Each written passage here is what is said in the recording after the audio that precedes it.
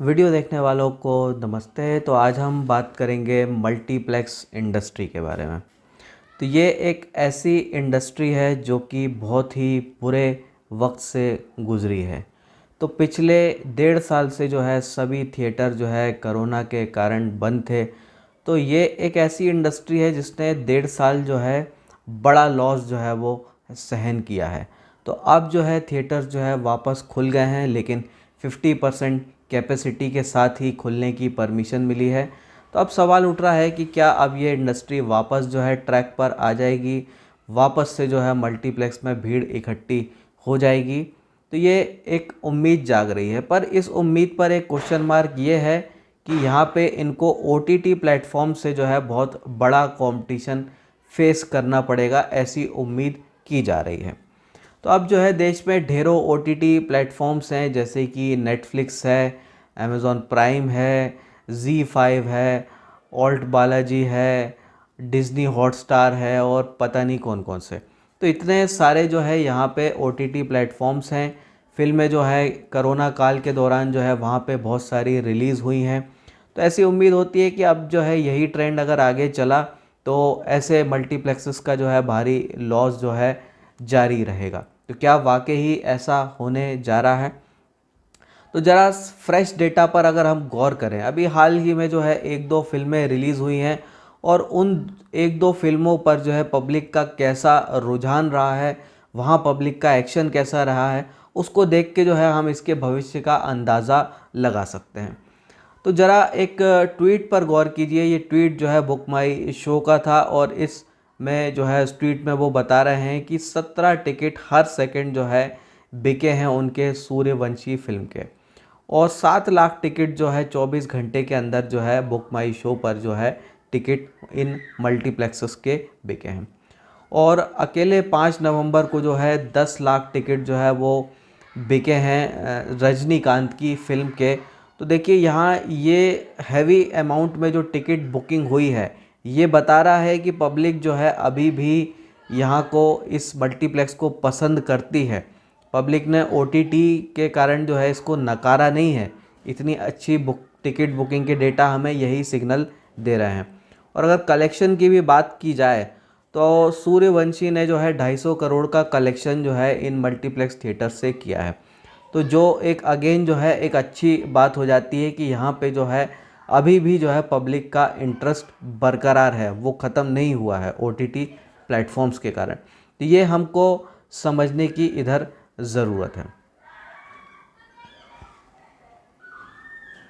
तो अब ज़रा बात करते हैं कंपैरिजन की कि क्या OTT प्लेटफॉर्म में कुछ ऐसा है या मल्टीप्लेक्स में कुछ स्पेशल है जिसके कारण जो है ये जो है सरवाइव करेंगे, ना सिर्फ सरवाइव करेंगे बल्कि ग्रो भी करेंगे।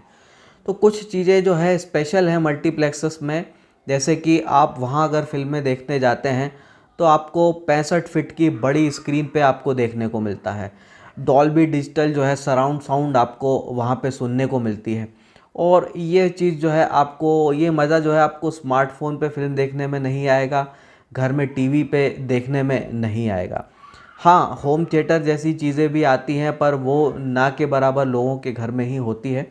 तो असली मज़ा जो है फ़िल्म देखने का वो वहीं पे है, इन OTT प्लेटफॉर्म्स पे फ़ोन या टीवी जैसी छोटी स्क्रीन पे देखने में मज़ा नहीं है। दूसरी बात करें कि हमारे देश में जो है फ़िल्में सिर्फ एंटरटेनमेंट के लिए नहीं देखी जाती है। तो फ़िल्में जो है एक कई सारे और काम करने का भी एक ज़रिया होता है। जैसे आपका बाहर जाने का मन है, रेस्टोरेंट में बाहर खाने का मन है, किसी और से मिलने जुलने का मन है, तो आपने जो है फ़िल्म देखने का एक प्रोग्राम बना लिया, मल्टीप्लेक्स जाने का एक प्रोग्राम बना लिया। तो हमारे देश में लोगों के लिए जो है आउटिंग का भी एक ज़रिया है ये मल्टीप्लेक्सेस। तो OTT में जो है ये बेनिफिट नहीं मिलता, इसीलिए भी जो है ये जो थिएटर्स हैं इनका अट्रैक्शन जो है बरकरार रहना चाहिए। अगर हम अब कॉस्ट की बात करें कि कॉस्ट कंपैरेटिवली किसका क्या है, तो वैसे तो हमें कॉस्ट जो है कम लग सकता है अगर इन पूरे प्लेटफॉर्म्स का अगर हम देखें। पर अगर हमें हर फिल्म देखनी है OTT पर ही, तो हमको इन सभी प्लेटफॉर्म्स को सब्सक्राइब करना पड़ेगा। और सभी OTT प्लेटफॉर्म को अगर हम सब्सक्राइब कर रहे हैं तो ये हमारे लिए वाकई बहुत कॉस्टली हो जाता है। फिल्म देखने की बात करें तो लोग जो है थिएटर में महीने में एक बार दो बार या कुछ लोग जो हैं साल में भी 2 बार 3 बार जाते हैं। तो इस तरह के लोग हैं। तो ये लोगों के लिए ओटीटी के मुकाबले जो है थिएटर में जाना ही जो है वो सस्ता पड़ता है। इसलिए ऐसे लोग जो है हमारे देश में अभी भी जो है इसको ही प्रेफर करेंगे ओटीटी की जगह। और साथ में अगर हम प्रोड्यूसर्स के एंगल से बात करें कि जो फिल्म प्रोड्यूसर हैं वो अपनी फिल्म को कहाँ डिस्ट्रीब्यूट करना पसंद करेंगे, तो कोरोना से पहले अगर हम देखें तो अधिकतर डिस्ट्रीब्यूशन जो है वो थिएटर में ही होता था। कोरोना काल में जो है उनकी मजबूरी थी कि और दूसरे ऑप्शन नहीं थे, थिएटर बंद थे, तो वो यहीं पे जो है करते थे डिस्ट्रीब्यूट। पर अगर हम उनके एंगल से चीज़ों को सोचें, ओटीटी में जो है उनका प्रॉफिट जो है वो उसकी अपसाइड जो है वो लिमिटेड होती है, फिक्स होती है। एक बार जो राइट जो उन्होंने दे दिए किसी फिल्म के किसी ओटीटी प्लेटफॉर्म के, तो वो जो पैसा उन्हें मिला वो फिक्स पैसा है। उससे ज़्यादा जो है उनको और कमाने का पोटेंशियल वहाँ ख़त्म हो जाता है। हाँ, अगर फिल्म बहुत बुरा करती है उस केस में उनको ज़रूर थोड़ा प्रॉफिट एक्स्ट्रा हो जाता है, पर अगर अच्छा करती है तो वो एक्स्ट्रा इनकम जो है उनकी जनरेट नहीं होती है। तो एक्स्ट्रा इनकम अगर उनको चाहिए तो उसके लिए जो है वो मल्टीप्लेक्स और इन सब को ही प्रेफर करेंगे, क्योंकि यहाँ पे अगर फिल्म बहुत ज़्यादा दिन चलती है, महीनों तक जो है वो लगातार बनी रहती है, तो ऐसे केस में वो जो है बहुत बड़ा पैसा जो है उसके थ्रू कमा सकते हैं, जो कि ओटीटी के केस में नहीं होगा। तो जो फिल्म प्रोड्यूसर्स हैं वो डेफिनेटली जो है यहाँ पे इनको ही प्रेफर करेंगे, मल्टीप्लेक्स को भी। तो ये सारे जो है बेनिफिट जो है हमें ओटीटी के ऊपर यहाँ मिलते हैं।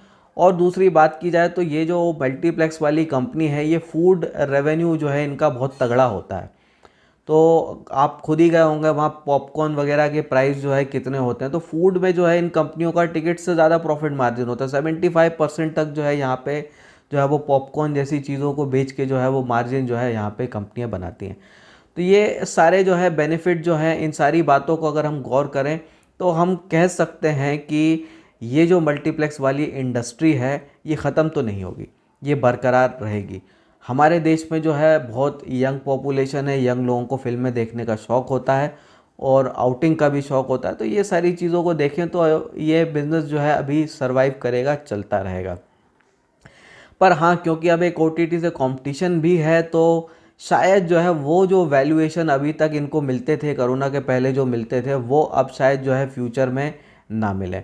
तो ये एक अगर हम इन्वेस्टमेंट के तौर पे बात करें तो ये सीजनल थोड़ा ज़्यादा सा हो जाएगा, क्योंकि अगर आप जज कर लें इस चीज़ को कि आने वाले कुछ महीनों में कोई बड़ी फिल्में रिलीज़ होने वाली हैं जिसमें कुछ बड़े बड़े सुपरस्टार टाइप के लोग हैं, तो आप गैस कर सकते हैं कि किस क्वार्टर में जो है इन कंपनीज़ का रेवेन्यू जो है बहुत अच्छा हो सकता है।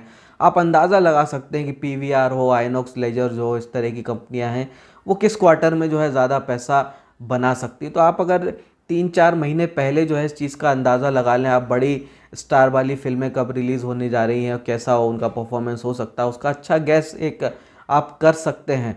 तो आप थोड़ा पहले जो है इसमें इन्वेस्टमेंट कर सकते हैं और पैसा जो है बना सकते हैं। तो ये एक अब ऐसी चीज़ नहीं होगी कि आपने इन्वेस्टमेंट किया वो लाइफ टाइम रखे हुए हैं, तो वो चीज़ तो ये जो है नहीं लगती। एक डेफिनेटली एक कंपटीशन है और इस कंपटीशन का असर जो है वो वैल्यूएशन पे होगा, पर ये इंडस्ट्री डेड हो जाएगी ऐसा अभी नहीं लगता। और अभी जो फ्रेश डेटा आया है वो यही बता रहा है कि अट्रैक्शन अभी भी बरकरार है। तो इस पर जो है कमेंट्स आप रखिएगा, इस पर आपको क्या लगता है कि ये इंडस्ट्री ग्रो कंटिन्यू करेगी या जो है ग्रोथ पर कुछ असर होगा, कमेंट्स में जो है मुझे बताइए। इसके साथ जो है मैं अपनी बात आज की ख़त्म करता हूँ और डिस्क्लेमर भी दे देता हूँ कि पीवीआर, आइनॉक्स जिसके भी कंपनी के मैंने नाम लिए उनमें से किसी में भी मेरा इन्वेस्टमेंट जो है नहीं है। तो फिर मिलेंगे हम। जय